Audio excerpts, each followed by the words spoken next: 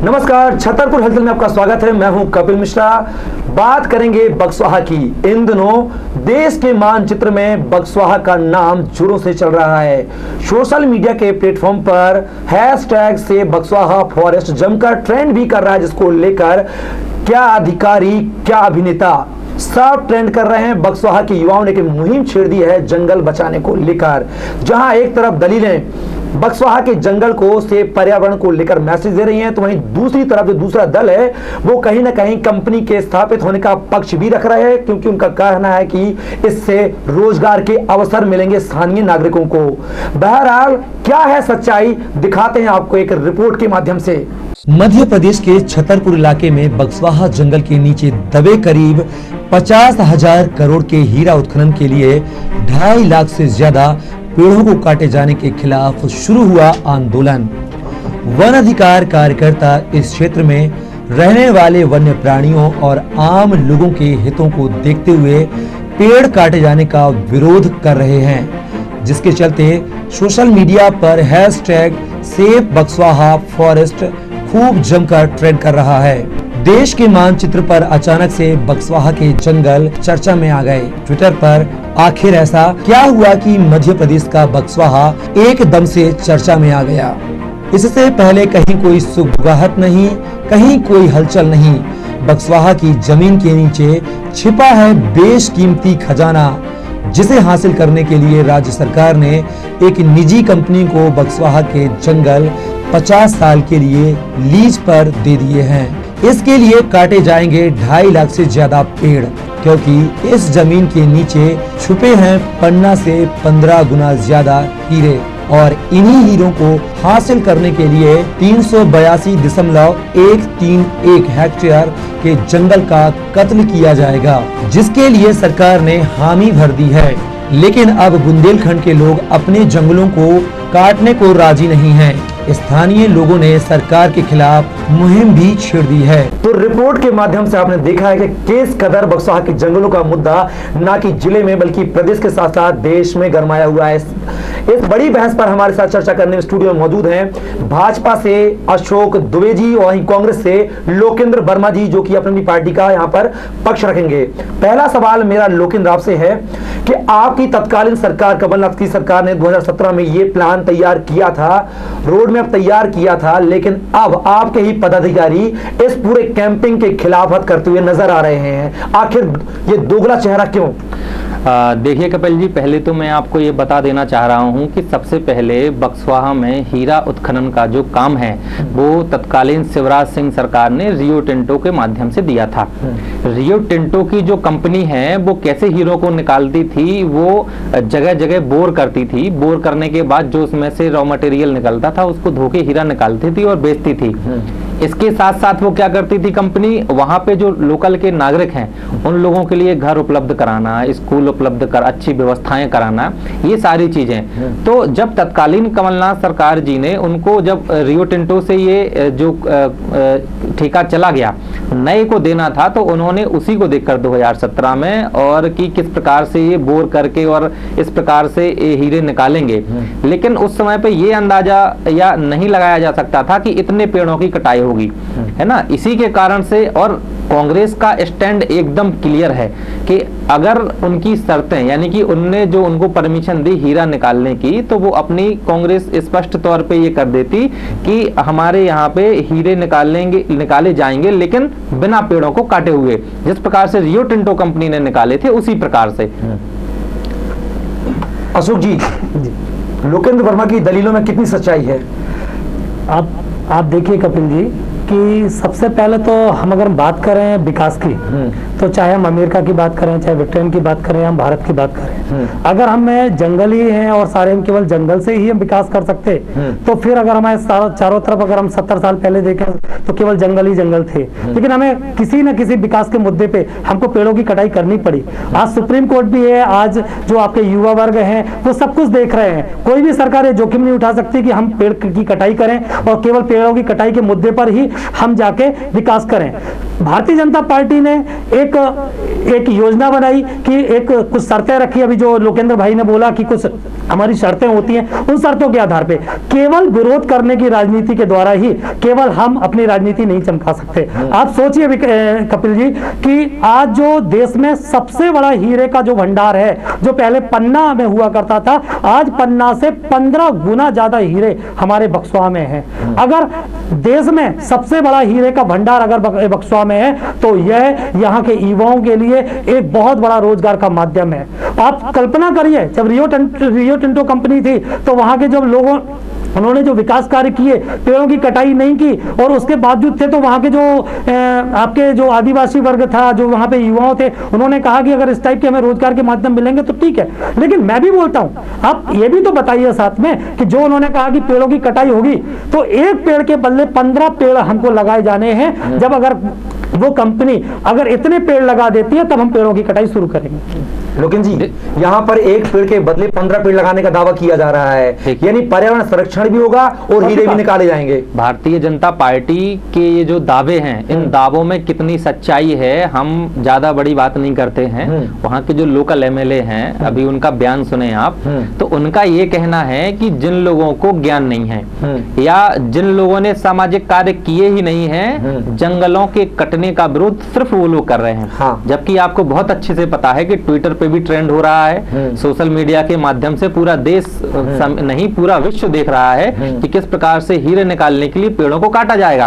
तो जब उनके लोकल विधायक को ही ये पता नहीं है तो उनके दावों में ही सच्चाई नहीं है, तो सरकार के दावों में कितनी सच्चाई है ये आपको पता है। लेकिन दूसरा मैं आपको ये बता देना चाह रहा हूँ, कई बार हम देखते हैं कि हाईवेज जब बनते हैं, 4 लाइन बनती हैं, तो हमारे यहाँ पे भी बना है, चंदनगर से झांसी तक का ये जो बना है, तो इन्होंने दोनों तरफ के जो 100 साल पुराने या इससे भी ज्यादा वर्ष पुराने थे पेड़ वो कटवाए गए। ठीक है, अब इसके बाद ये बिल्कुल रहता है, उनका नियम रहता है और उनका बिल्कुल जो नेशनल हाईवे वाले होते हैं जो टेंडर लेते हैं सड़कें बनाने के लिए कि आप उतने ही वृक्ष लगा कर देंगे, तो वो वृक्ष के नाम पर क्या लगा देते हैं, कटीले फूल लगा देंगे और वो बीच बीच में लगा के और बस चले जाएंगे।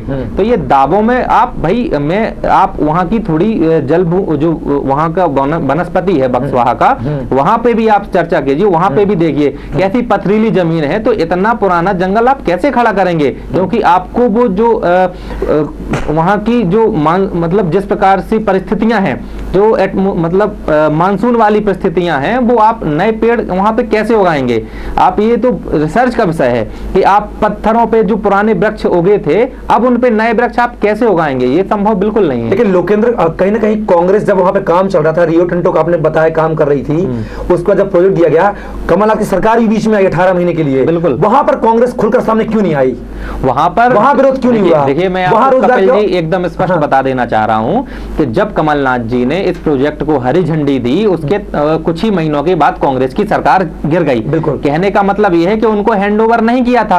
अगर हैंडओवर करते और इस शर्त पे करते कि ये पेड़ काटे जाएंगे, तब आप मुझ पे इल्जाम या कांग्रेस पार्टी पे इल्जाम लगाते। जब कमलनाथ सरकार ने हरी झंडी दी थी तो सारी बातें क्लियर हो जाती हैं कि कितने में काम होगा, कितने हेक्टेयर पे काम होगा, कितने वृक्षों को वहां पे काटे जाएंगे, कैसे हीरे, पूरी प्रक्रिया होती है एक टेंडर पास होने की। बिल्कुल, तो उस समय कोई आंख बंद के टेंडर साइन नहीं कर देता है, आप भी जानते हैं, हम भी जानते हैं। और ये वही कंपनी है जो कमलनाथ सरकार से अनुबंध हुआ था, कंपनी में बदलाव नहीं हुआ है। बिल्कुल, तो फिर उस समय विरोध क्यों नहीं हुआ? मैं ये जवाब चाहता हूं आपसे।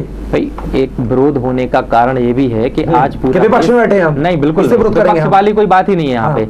आज विरोध होने का सबसे प्रबल कारण ये है कि आज पूरा देश ऑक्सीजन के लिए त्राहिमाम कर रहा है। सरकारों की ऑक्सीजन को लेकर क्या चिंताएं थी या क्या पहले से व्यवस्थाएं थी, वो आज पूरे देश ने देख ली है कि ऑक्सीजन की कमी से लोग कैसे हैं। और ऐसी तब परिस्थितियां अलग थी, आज परिस्थितियां अलग हैं। तब कोरोना जैसी महामारी ने यहाँ पे दस्तक नहीं दी थी और यहाँ पे ऑक्सीजन की कमी इतनी ज्यादा नहीं थी, लेकिन परिस्थितियों को देखते हुए भी कई बार अपने प्रोजेक्ट में चेंज लाया जाता है और लाया गया है, ये बिल्कुल तय बात है, आप है ना। और अगर बात आएगी 2-2.25 लाख वृक्ष काटने की, तो निश्चित तौर पे ये विपक्ष होने के नाते नहीं, मैं अगर एक जागरूक इंसान भी हूं तो निश्चित तौर पे मैं उसके अगेंस्ट जाऊंगा, क्योंकि इतने वृक्षों की कटाई अगर हमारे यहाँ पे करेगी तो मैं क्या, ये पूरे सभी लोग दावे के साथ कह सकते हैं कि 2.25 लाख वृक्ष लगाने में बहुत समय भी लग जाएगा और लग भी नहीं पाएंगे। लेकिन मैं आपके पास आऊंगा, अशोक जी, इन्होंने साफ कहा कि बीजेपी के दावे और वादे खोखले साबित होते हैं, वृक्षों यहाँ पे कटीले पेड़ लगा दिए जाते हैं। कितनी सच्चाई होगी कि बक्सवाहा के जंगल में जो एक पेड़ के बदले 15 पेड़ लगाने का दावा किया जा रहा है, वो दावा सच में साबित होगा या वो भी लोगों की तरह कटीले तारों का जुमला होगा? कपिल जी, आप मुझे एक चीज बताइए, आज ये सोशल मीडिया के युग है। आज इन्होंने बताया कि हमने बयान सुना, इन्होंने सारी चीजें सोशल मीडिया पे सारी चीजें उजागर हैं। आज आपने ही अभी बताया कि ये जो कंपनी को प्रोजेक्ट का वर्क मिला था, ये हमारे जो पूर्व के मुख्यमंत्री थे कमलनाथ जी, उन्होंने दिया था और उस समय भी ये सारी शर्तें लागू थी, उसमें कोई शर्तों में कोई चेंज नहीं हुआ। लेकिन चूंकि कांग्रेस के पास कोई मुद्दा नहीं है, उनके पास केवल कोई, उनको सरकार, आपने देखा ना कि उनकी सरकार केवल 18 महीने काम कर गई, उसके बाद इतनी सारी सीटों पे चुनाव हुए, वहां पे सारी सीटों पे वो चुनाव हारे। या तो उन्होंने इस महामारी को मुद्दा बनाया, अब नहीं है तो वो बक्सवाहा के जंगल को मुद्दा बना रहे। आप बताइए कि देश का सबसे बड़ा हीरे का भंडार अगर बक्सवाहा में है तो क्या केवल हमको, केवल इस शर्तों पे कि हमको पेड़ नहीं काटने, उस शर्तों पे हमको वो विकास के कार्य नहीं करने चाहिए? अगर आज हम पन्ना को जानते हैं तो पन्ना को कोई भी व्यक्ति अगर पन्ना को जानता है तो वो हीरे खदान के माध्यम से जानता है कि वहां पे देश की सबसे बड़ी हीरे की खदान है। आज अगर हम बक्सवाहा को, छतरपुर जिले को एक जानने की पहचान का एक हमको मिला है, हाँ, मैं ये जरूर आपके चैनल के माध्यम से भी आपको विश्वास दिलाता हूं, और चाहे हमारी जो सरकार है वह पेड़ों के लिए भी उतनी ही सीरियस है। और मैं कहता हूं कि केवल सरकार का दायित्व नहीं, आपका और हमारा, और एक चाहे वो विपक्ष हो, सभी का, एक एक व्यक्ति की जिम्मेदारी है कि वो पेड़ों की रक्षा करे। लेकिन जरूरी ये नहीं है कि हम विकास को त्याग कर अगर हमको करना होता तो हम फिर आदि मानव ही बने होते, तो उस समय ही अच्छा होता। आज आप बताइए ना, अभी हमको यूनिवर्सिटी बननी है, अब कुछ भी बननी है, हम नेशनल हाईवे बनाते हैं, वहां निश्चित तौर पर हम पेड़ काटते हैं। अगर इन्होंने कहा कि वे केवल वहां पे झाड़ियां लगा दी गई, तो मुझे बताइए ना कि कांग्रेस ने कौन सा आंदोलन किया कि भाई यहाँ पे पेड़ लगने थे और यहाँ पे पेड़ नहीं लगे। और अगर 18 महीने की आपकी सरकार थी तो आप वहां पे जाके भी आपने कितने पेड़ लगाए, कितने नेशनल हाईवे बने, या कितनी जगह पे आपने कितने पेड़ों के लगाए, आप एक विवरण तो दीजिए। मुझे तो वो फोटो भी नजर नहीं आती जब कांग्रेस ने कहीं वृक्षारोपण भी किया हो। तो आपको क्या लगता है कि जो सोशल मीडिया पे ट्रेंडिंग में चल रहा है, आशुतोष राणा जैसे बड़े अभिनेताओं ने बक्सवाहा के जंगलों का पक्ष रखते हुए ट्रेंड किया है, तो क्या वो सब मतलब गलत है? पूरी नहीं, देखिए मैं आपको बता दूं, कई बार हम लोगों को क्या होता है कि पूरी जानकारी हम लोगों को नहीं होती है। जैसे आपके चैनल के माध्यम से मैं सभी लोगों को, छतरपुर वासियों को जानकारी देना चाहता हूं कि जो ये अनुबंध है वह शिवराज सरकार के पहले कमलनाथ की सरकार ने किया था। वही चीज अगर कांग्रेस करती है तो सही है, और अगर भाजपा करती है तो वो गलत है। तो सबसे पहले तो कांग्रेस को सोचना चाहिए कि अगर छतरपुर में इतनी विकास की गंगा बहने वाली है और वहां पे जा रहा है, तो आप नजर रखिए ना, अगर वहां पे पेड़ कटते हैं आप जाइए, अगर उसके पहले अगर पेड़ लगते हैं, आपको लगता है कि उसकी जगह एक पेड़ की जगह 15 गुना पेड़ लग रहे हैं, तो आप विकास में साथ दीजिए। अगर केवल एक विरोध करना है, और ये जो सारे लोग विरोध कर रहे हैं, मैं ये नहीं कहता हूं कि विरोध, या तो उनको आधी अधूरी जानकारी है, अगर वो पूरी जानकारी अगर उसमें पाए तो उनको मालूम चलेगा कि देश में कितना बड़ा रोजगार का माध्यम हमको यहाँ पे। हाँ, मैं एक चीज और आपको विश्वास दिलाता हूँ, जैसे रियो टिंटो कंपनी ने वहां पे बोर करके हीरे निकाले या कुछ किए, तो निश्चित तौर पे सरकार उन विकल्पों पे भी विचार करेगी कि अगर हमारे कम से कम पेड़ कटें और हमारा विकास भी हो और पर्यावरण की भी सुरक्षा हो, दोनों चीज के लिए भारतीय जनता पार्टी प्रतिबद्ध है। और हम उसके इस नेक कार्यक्रम में हम जनता से भी अपील करेंगे कि आप केवल वहां बक्सवाहा के जंगल की बात मत करिए, आप तो अपने घर के सामने अगर अपने जीवन में आपने 10 पेड़ लगाए तो आप मान के चलिए कि पर्यावरण अपने आप ठीक हो जाएगा। वह आपके जन सहयोग के भावना के बिना अधूरा है। अशोक जी, हीरे की खदान है, जहां पर सरकार ने लीज पे दिया, पैसा मिल रहा है, वहां पर तो काम तत्काल में शुरू हो जाता है। लेकिन छतरपुर का मेडिकल कॉलेज जो स्वास्थ्य सुविधाओं को लेकर लंबित पड़ा हुआ है, उसका विकास क्या विकास नहीं है? वो विकास की कैटेगरी में शामिल नहीं होता क्या? कपिल जी, आप ये देखिए कि चाहे आप देश में देखें कितने एम्स की घोषणा की गई, एम्स जो बने, या सारी चीजें आपकी 18 महीने की जब कमलनाथ की सरकार आई तब तो उन्होंने ये भी कह दिया कि भाई यहाँ पर तो जो आपका मेडिकल कॉलेज था वो नहीं है ना, उसके लिए कोई राशि आवंटित की गई। आप देखिए कि दोबारा जिसको मेडिकल कॉलेज को कांग्रेस की पार्टी ने यहाँ पे घोषित कर दिया था कि यहाँ पे कोई मेडिकल कॉलेज नहीं बनेगा, तो आपकी सरकार है, बजट भी पास हो गया, निर्माण का हो रहा है, बिल्कुल निर्माण हो रहा है। लेकिन जब हमारे घर पे विपत्ति आती है, आज एक कोरोना की महामारी ने हमारे प्रदेश को ही नहीं बल्कि पूरे देश को ग्रसित करके रखा है, तो पहला दायित्व हमारा बनता है कि हम। अशोक जी, कोरोना काल क्या बक्सवाहा में नजर नहीं आ रहा आपको? आप ये देखिए ना, वो अनुबंध पहले हो चुका है। हाँ, अब वो तो उस अनुबंध को डिले नहीं किया सकते क्या? छतरपुर का मेडिकल कॉलेज का अनुबंध भी बहुत पहले पास हो चुका है, उस पर भी थोड़ा विकास डालिए आप। 300 करोड़ की राशि उसके लिए आवंटित हो चुकी है और बहुत जल्दी उसका कार्य चालू होने वाला है। हम लोग कभी भी, भारतीय जनता पार्टी कभी भी दुर्भावना से कोई काम नहीं करती। आप देखिए कि चुनाव के पहले यहाँ पे मेडिकल कॉलेज और यूनिवर्सिटी दोनों बन के।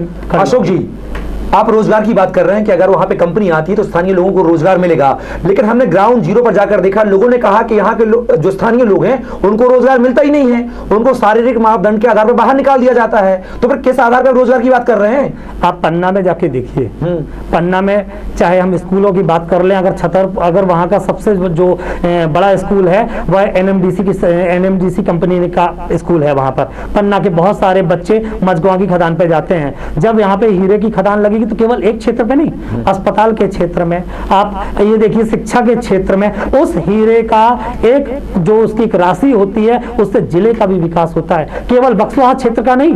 मैं कपिल जी आपको विश्वास दिलाता हूं कि जब यह कंपनी यहाँ पर काम करेगी तो उसमें केवल और केवल बक्सवाहा का नहीं, पूरे छतरपुर जिले का विकास होगा और छतरपुर जिले का जो मानचित्र में एक अलग से एक छतरपुर की पहचान होगी। हमको केवल पर्यावरण को साथ में लेते हुए इस विकास के कार्य में, तो कांग्रेस से भी आह्वान करता हूं कि उसको इसमें कार्य में जो उसने खुद पास किया था उसमें सहयोग करे। हाँ, अगर उसको लगता है कि कहीं पे जंगलों के लिए कोई परेशानी है, उसमें खुद आगे आए, हम लोग खुद उसका सहयोग करेंगे। लोकेन जी, अशोक जी ने कहा कि अगर हम हाईवे पे निर्माण कराते हैं, वृक्ष काटते हैं, नहीं लगाते हैं, तो आपको एक कोई फोटो, कोई आंदोलन दिखा दीजिए।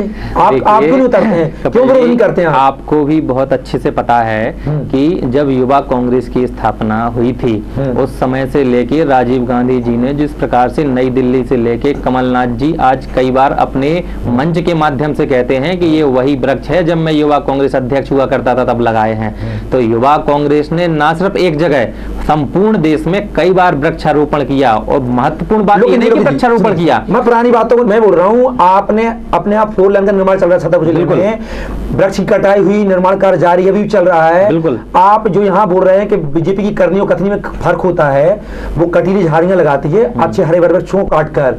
आपने आंदोलन किया क्या कभी? मैं आपको एक उदाहरण दे रहा था। दूसरी बात, अब आए अपन आंदोलन पे, तो अभी भी उसका निर्माण कार्य जारी है और हम लोग हमेशा नकारात्मक चीजें ही नहीं लाते हैं, हम लोग कुछ काम सकारात्मक भी करते हैं। तो आप लोग विरोध क्यों नहीं करते पार्टी का? बिल्कुल बीजेपी कार्य करती है, पार्टी का विरोध करने का यहाँ कोई सवाल नहीं है कपिल जी। मैं ये कहना चाह रहा हूँ कि जब उन्होंने पूरे वृक्ष काटे, तो जब उन्होंने मुआवजा देने में आनाकानी की तो हम लोगों ने सड़कों पे उतर के विरोध किया।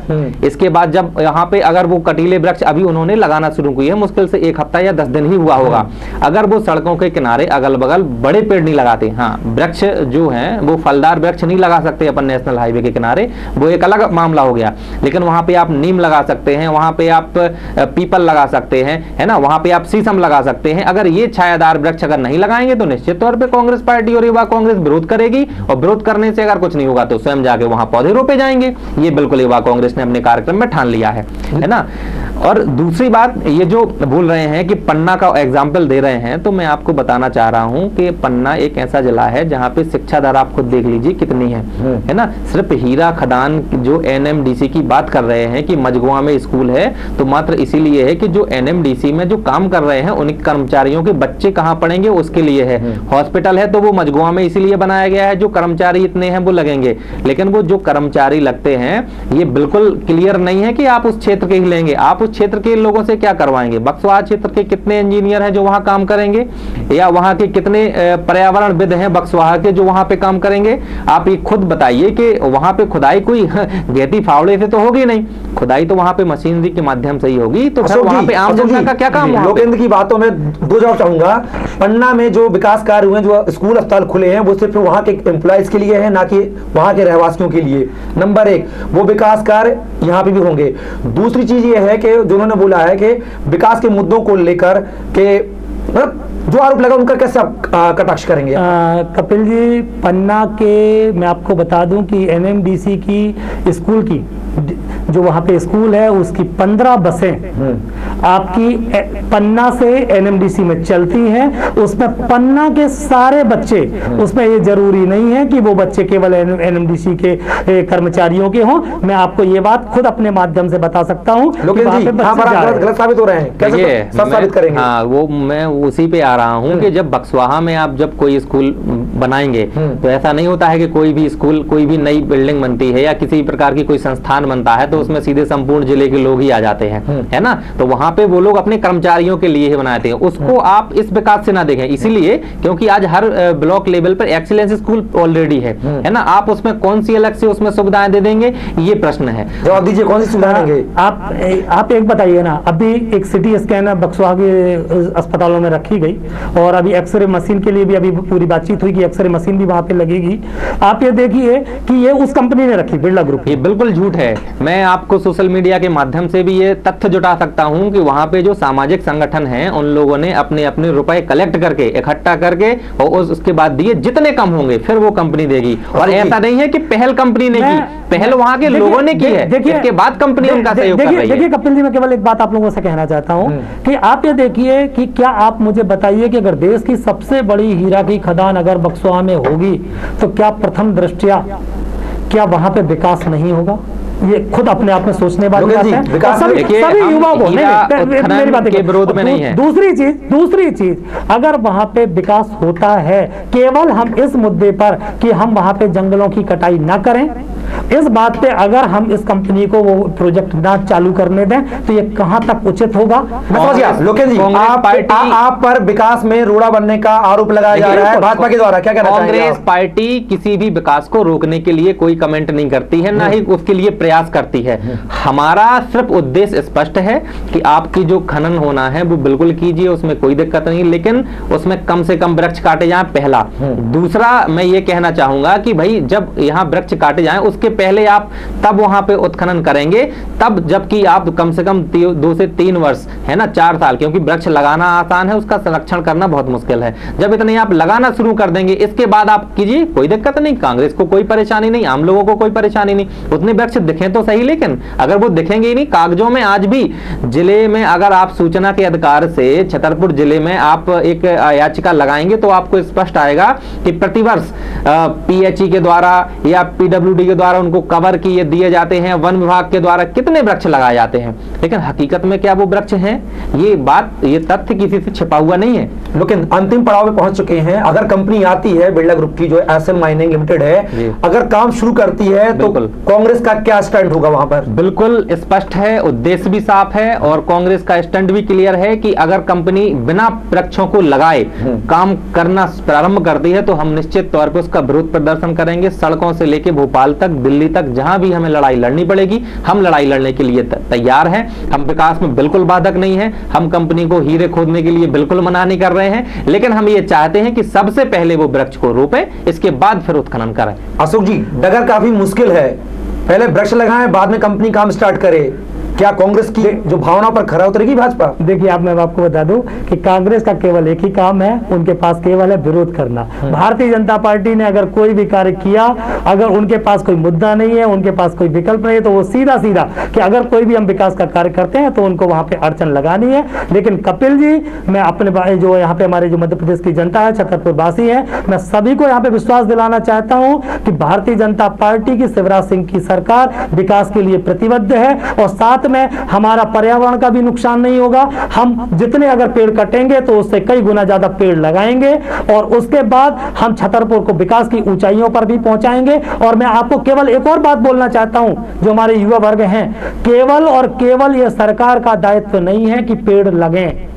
अगर इसके लिए हमारा युवा आगे आ गया, आज हमने कोरोना में देखा कि ऑक्सीजन की कितनी दिक्कत है या सारी चीजें दिक्कत है, तो कपिल जी, आपको, हमको, लोकेंद्र जी को, और चाहे भारतीय जनता पार्टी का कार्यकर्ता हो या कांग्रेस का कार्यकर्ता हो, सभी को आगे आकर पर्यावरण की रक्षा करनी होगी। सभी लोग अगर पेड़ लगाएंगे तो इनको भारतीय जनता पार्टी पे आश्रित भी नहीं होना पड़ेगा। ये अपने गिरेबान में झांक कर देखें कि इन्होंने कितने पेड़ लगाए। अगर अपना आत्मचिंतन करेंगे तो कपिल जी, इनको नजर आएगा कि केवल हम विरोध करते हैं और ये अंतर मन से भी जानते हैं कि हम केवल इसको दुर्भावना बस केवल हम इसका विरोध कर रहे हैं। तो निश्चित तौर पे आप सभी लोग इस भ्रम में ना पड़े, आप पूरी जानकारी लें और जानकारी के बाद आपके पास बहुत सारे पन्ना में जब अगर पर्यावरण का आपने देखा कि पर्यावरण की उसकी चिंता हुई कि पर्यावरण खराब जा रहा है, तो सुप्रीम कोर्ट में याचिका लगाई, सुप्रीम कोर्ट ने कई बार वहां पे उत्खनन रोका, उसके बाद उनको लगा उनकी शर्तें पूरी हुई, उन्होंने उत्खनन चालू कर दिया। आपके पास बक्सवाहा में भाई सरकार ने फैसला लिया है, आपके पास हाई कोर्ट का मुद्दा है, आपके पास सुप्रीम कोर्ट का मुद्दा है, आप वहां पे जाइए, अगर हम गलत होंगे तो वहां पे अपने आप रोक दिए जाएंगे। अशोक जी,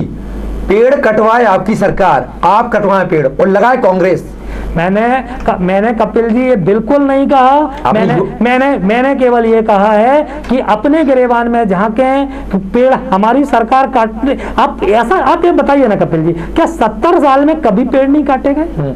70 साल में हमने विकास के मुद्दे पर अगर हमको लगा कि यहाँ पे हम घर में एक मकान भी बनाते हैं और वहां देखते हैं कि पेड़ लगा हुआ है, हम बचाव करते हैं, अगर हम उस पेड़ को बचा सकते हैं बचाते हैं। यही गलत निकल रही है। आप एक तरफ कह रहे हैं कि 70 वर्ष में पेड़ नहीं काटे गए होंगे और एक तरफ आप कह रहे हैं कि कांग्रेस ने कितने वृक्ष लगाए? 70 सालों के वृक्ष ही हैं लगाए हुए। मैं जंगलों की बात नहीं करता कि कांग्रेस जंगलों में वृक्ष लगाने के लिए गई होगी, लेकिन जब पुरानी दिल्ली से नई दिल्ली का जब निर्माण हुआ तो उस समय पे महात्मा गांधी से लेके सभी समाज और कांग्रेस के जितने भी अध्यक्ष रहे हैं वहां से लेके आज भी उनके लगाए हुए वृक्ष और वृक्षों को लगाए हुए केवल एक जगह की बात और रही बात आपकी काटने वाली, तो मैं आपको बताना चाह रहा हूं कि देवेंद्र फडणवीस की सरकार में मुंबई जैसे शहर में वहां पे इतने वृक्ष काट लिए गए। आप खुद सोचिए कि वहां पे क्यों नहीं रोका गया? वहां पे क्या इतना ज्यादा भाई विकास के विरोध में कोई नहीं है, लेकिन उनकी शर्त सिर्फ एक ही होती है कि जहां पे पेड़ लगाए जा सकते हैं वहां लगाए जाने चाहिए। चलिए लोकेन जी, अंत में मैं प्रतिक्रिया आपसे लेना चाहूंगा। अशोक जी का जवाब मुझे मिल चुका है। अशोक जी ने कहा है कि ये केवल भाजपा का दायित्व तो नहीं है कि वृक्ष लगाए, हर युवा को वृक्ष लगाने चाहिए।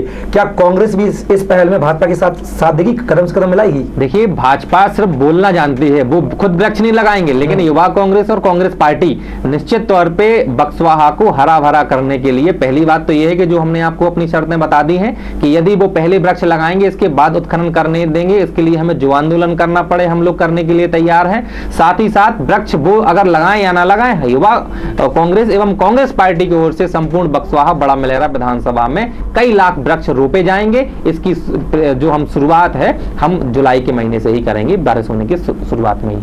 चलिए, आप दोनों मेहमान हमारे स्पेशल डिबेट का हिस्सा बने, उसके लिए आपका बहुत बहुत शुक्रिया। तो ये थे हमारे साथ भाजपा से अशोक दुबे जी और कांग्रेस से लोकेंद्र वर्मा, जिन्होंने अपनी पार्टी का पक्ष रखा। लेकिन बक्सवाहा की हकीकत कैसे साफ होगी? क्या वहां की तस्वीर बदलेगी कंपनी के आने से, या फिर वहां के जंगलों का होगा विनाश? ये तो खैर वक्त ही बताएगा। फिलहाल के लिए इस डिबेट में बस इतना ही। मुझे दीजिए इजाजत, नमस्कार।